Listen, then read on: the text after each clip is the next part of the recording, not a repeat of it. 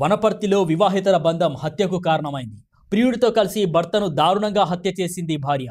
వివాహేతర సంబంధం పెట్టుకున్న భార్య నాగమణి, ఆమె ప్రియుడు నందిమల్ల శ్రీకాంత్తో కలిసి భర్త గురుమూర్తిని హత్య చేశారు. ఇక అక్టోబర్ 28న నాగమణి, శ్రీకాంత్ కలిసి కుట్ర పన్ని గురుమూర్తిని చంపారు. అనంతరం కారులో శ్రీశైలం వెళ్లి డ్యాంలో మృతదేహాన్ని పడేశారు. గురుమూర్తి సోదరి చెన్నమ్మ ఫిర్యాదుతో రంగంలోకి దిగిన పోలీసులు నాగమణి, శ్రీకాంత్ను అదుపులోకి తీసుకొని విచారించగా అసలు విషయాలు బయటపడ్డాయి. కట్టుకున్న భర్తను వివాహేతర బంధానికి అడ్డుగా ఉన్నాడని చెప్పి పక్కా కేసుతో ఈ హత్య చేసినట్లు తెలుస్తోంది. ఇక మృతదేహాన్ని డ్యాంలో పడేసి తప్పించుకుందాం అనుకున్నారు. అయితే పోలీసులు అనుమానం వచ్చిన నాగమణిని, అతని ప్రియుణ్ణి అదుపులోకి తీసుకొని విచారణ చేపట్టగా అసలు విషయాలు బయటపడ్డాయి.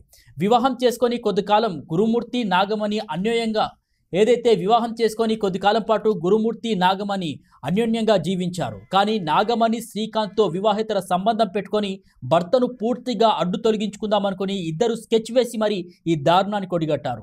అనుకున్నట్టే భర్తను మట్టుబెట్టారు. ఆ తర్వాత మృతదేహాన్ని శ్రీశైలం డ్యాంలో పడేశారు. ఇక తప్పించుకున్నామనుకున్నారు. అయితే గురుమూర్తి గ్రామంలో ఎక్కడా కనిపించకపోవడంతో గురుమూర్తి సోదరి చెన్నమ్మ పోలీస్ స్టేషన్లో ఫిర్యాదు చేసింది. ఇక ఎస్ఐ శశిధర్ కేసు నమోదు చేసి దర్యాప్తు చేపట్టారు. భార్య నాగమణిపై, అదేవిధంగా ప్రియుడు శ్రీకాంత్పై అనుమానం వచ్చింది పోలీసులకు. ముందుగా నాగమణిని పోలీసులు అదుపులోకి తీసుకొని విచారణ చేపట్టారు. ఆ తర్వాత ప్రియుడిని కూడా అదుపులోకి తీసుకొని విచారణ చేపట్టగా అసలు నిజం బయటపడింది. ఏదేమైనా కట్టుకున్న భర్తను ఒక కసాయి భార్య చంపడం అక్కడ సంచలనం రేపింది. డెడ్ బాడీని వెతికే పనిలో పడ్డారు పోలీసులు.